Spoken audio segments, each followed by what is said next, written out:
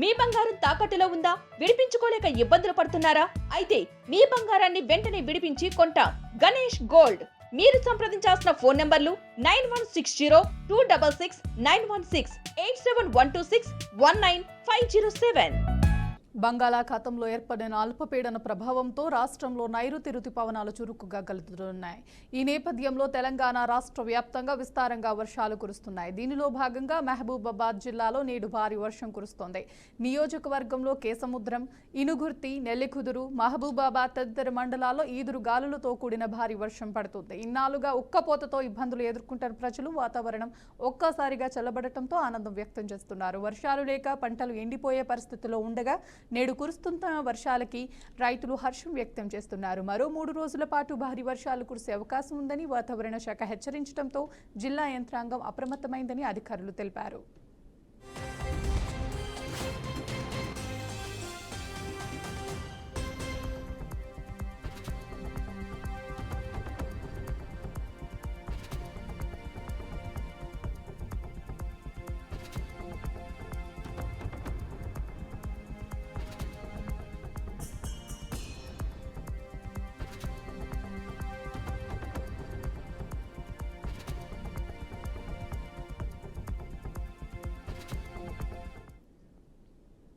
నల్గొండ జిల్లా నాగార్జున సాగర్ ప్రాజెక్టుకు భారీగా వరద నీరు చేరుతుంది. ఎగువన కృష్ణానది పరివాహక ప్రాంతాల్లో భారీ వర్షాలు కురుస్తుండటంతో ప్రాజెక్టుకు భారీగా వరద నీరు వస్తుందని అధికారులు చెప్పారు. శ్రీశైలం ప్రాజెక్టు నుంచి విద్యుత్ ఉత్పత్తి ద్వారా 67,585 క్యూసెక్ల వరద నీరు నాగార్జున సాగర్ జలాశయానికి వచ్చి చేరుతుందన్నారు. ప్రస్తుతం జలాశయ నీటి మట్టం 567.80 అడుగులకు చేరుకుంది. ప్రాజెక్టు పూర్తి స్థాయి నీటి మట్టం వద్ద నీటి సామర్థ్యం 225.055 టీఎంసీలకు చేరింది. ప్రస్తుతం అవుట్ఫ్లో 17,338 క్యూసెక్కులుగా ఉంది. జల విద్యుత్ కేంద్రంలో విద్యుత్ ఉత్పత్తి కొనసాగుతుందని, ఎడమ కాలువ ద్వారా నీటిని విడుదల చేస్తున్నట్లు అధికారులు తెలిపారు.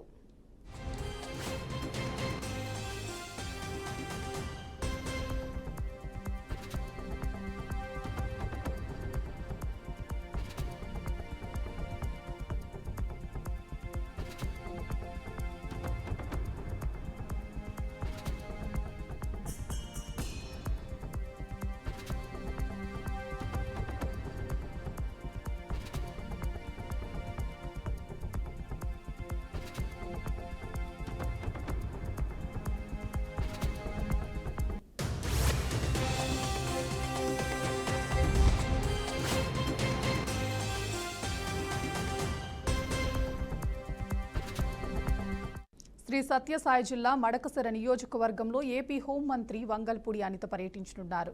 గుడిబండ మండలంలో నిర్వహించనున్న సుపరిపాలనలో తొలి అడుగు కార్యక్రమంలో మంత్రి అనిత పాల్గొననున్నారు. కూటమి ప్రభుత్వం ఒకేళ్ల పాలనలో చేసిన అభివృద్ధిపై ప్రజలకు అవగాహన కల్పించనున్నారు. అనంతరం మడకసిర పట్టణంలోని జ్యోతిరావు పూలే సర్కిల్ వద్ద నిర్వహించే బహిరంగ సభలో మంత్రి అనిత పాల్గొననున్నట్లు సమాచారం.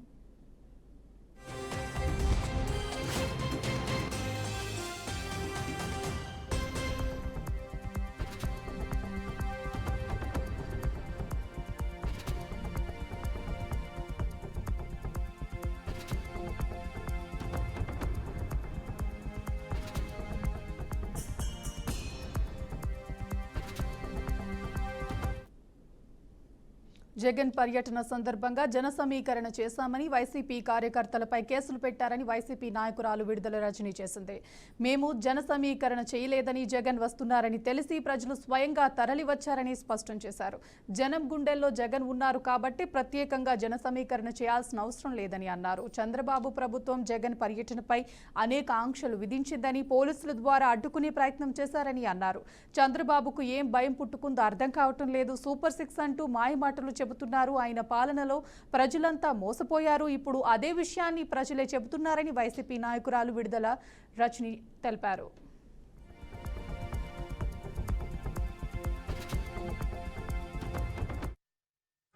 దాన్ని డెవలప్ చేయడము, ప్లాంట్గా కొంతమందిని అనుకొని దాంట్లో ఫిక్స్ చేయడం, ఇంకా ఫిక్స్ చేసి ఇబ్బందులు పెట్టడం, అక్రమ కేసులు కట్టడము, అరెస్టులు చేయడము, జైలు దాకా ఏడ్చడం, ఇదే నడుస్తూ ఉంది. ఏంటంటే దీని పేరు చెప్పారు కదా, వాళ్ళే చంద్రబాబు నాయుడు గారు చెప్పారు కదా గతంలోనే, ఏమని రెడ్ బుక్ అని చెప్పారు. మరి వచ్చాకే చూసాము ఎక్కడికక్కడ రెడ్ బుక్ అని అడ్వర్టైజ్మెంట్ కూడా వేశారు. మరి అదే చేస్తూ ఉన్నారు. ఈ సంవత్సర కాలంగా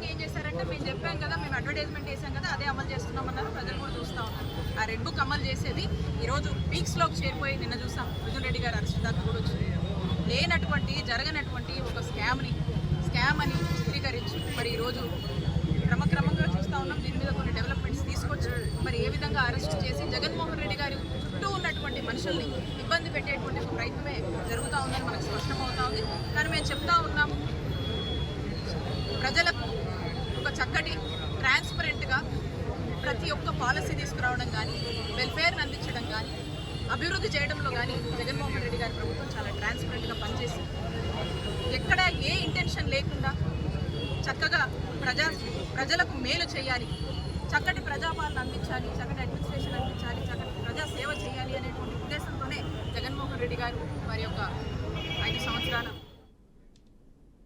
పల్నాడు సత్తెనపల్లి పోలీస్ స్టేషన్లో మాజీ మంత్రి అంబటి రాంబాబు విచారణకు హాజరయ్యారు. జగన్ కేబినెట్లో మంత్రులుగా మమ్మల్ని నియమించారు, కానీ ఇప్పుడు చంద్రబాబు, లోకేష్ ఉద్దేశపూర్వకంగా మాపై కేసులు పెట్టేస్తున్నారని అంబటి రాంబాబు అన్నారు. లిక్కర్ స్కామ్ వెనుక చంద్రబాబు, లోకేష్, మంత్రులు, డిఎన్ఆర్ పాత్ర ఉందని భావిస్తున్నామన్నారు. పోలీస్ స్టేషన్కు రావటమే నేరమైనప్పుడు ఇది ప్రజాస్వామ్యం కాదు. మేము దేనికైనా సిద్ధంగా ఉన్నాం. రాజకీయాలు సాహసంగా చేస్తామని చెప్పారు. చంద్రబాబు, లోకేష్కు ప్రజలే బుద్ధి చెప్పే రోజు వస్తుందని, ఇది మిలిటరీ పాలనగా దుష్ట పాలన, దీన్ని అంతం చేసేందుకు అనంతరం కలిసి పనిచేద్దామని అంబటి రాంబాబు తెలిపారు.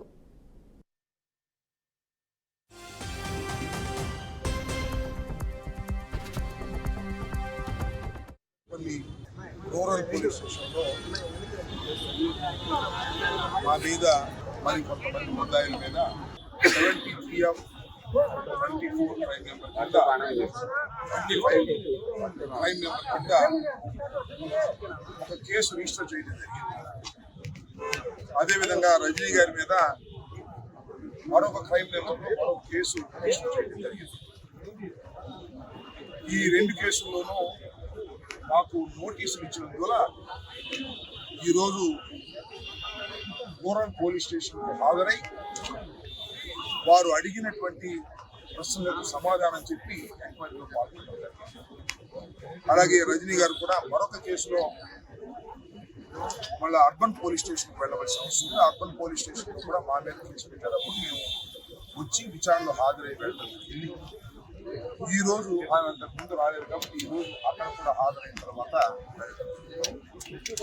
మీ అందరికీ తెలుసు, మేమిద్దరం కూడా జగన్మోహన్ రెడ్డి గారి క్యాబినెట్లో మంత్రులుగా చేసిన మా మీద కేసులు పెట్టి ఇలా పోలీస్ స్టేషన్ తిప్పేటటువంటి కార్యక్రమాన్ని నారా చంద్రబాబు నాయుడు గారు, లోకేష్ గారు ప్రభుత్వం పరిగెత్తులు చేస్తున్నారు. నేను ఒక ప్రధానమైనటువంటి అంశాన్ని ఇక్కడ గుర్తు చేస్తాను. జగన్మోహన్ రెడ్డి గారు రెంటపాల వచ్చిన సందర్భంలో మేమందరం కూడా ఆయన వెంట వచ్చాం. సత్తెనపల్లి వరంగల్ జిల్లా నర్సంపేట నియోజకవర్గం దుగ్గొండి మండల కేంద్రంలో సొసైటీ గోదాంల వద్ద యూరియా కోసం రైతులు బారులు తీరారు. ఆదివారం రోజు సొసైటీ వద్ద రైతులు భారీగా చేరుకోవడంతో ముందు జాగ్రత్తగా ఎలాంటి అవాంఛనీయ సంఘటనలు జరగకుండా పోలీసులు పహారా కాశారు. యూరియా అందుబాటులో ఉండేలా చూస్తామని వ్యవసాయ శాఖ అధికారులు హామీ ఇచ్చారు. అయితే తమకు నిజంగా యూరియా దొరుకుతుందో లేదో అన్న సందేహంతోనే రైతులు ఉదయం నుంచి క్యూ కడుతున్నట్లు అధికారులు తెలిపారు.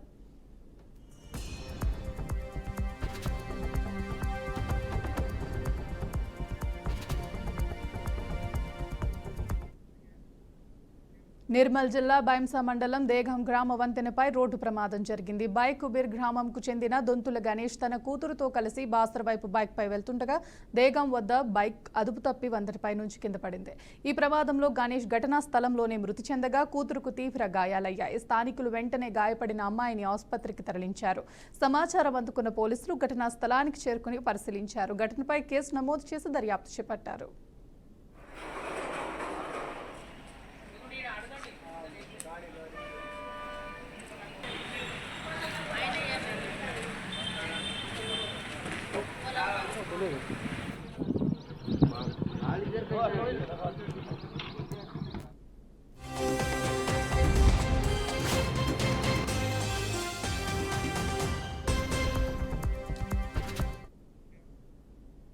వికారాబాద్ జిల్లా తాండూరు మండలం మల్కాపూర్ గ్రామంలో విషాదం చోటు చేసుకుంది. ఓ ఇంట్లో భర్తను భార్య, ఆమె తండ్రి కలిసి హత్య చేసినట్లు గ్రామస్తులు ఆరోపిస్తున్నారు.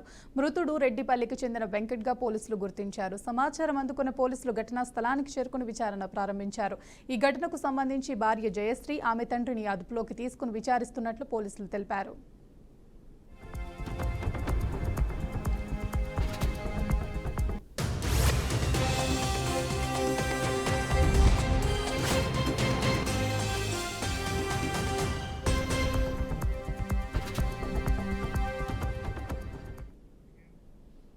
రంగారెడ్డి జిల్లా శివరాంపల్లిలోని అంబయమ్మ కాలనీ వారసులు బోనాల పండుగను అంగరంగ వైభవంగా జరుపుకున్నారు.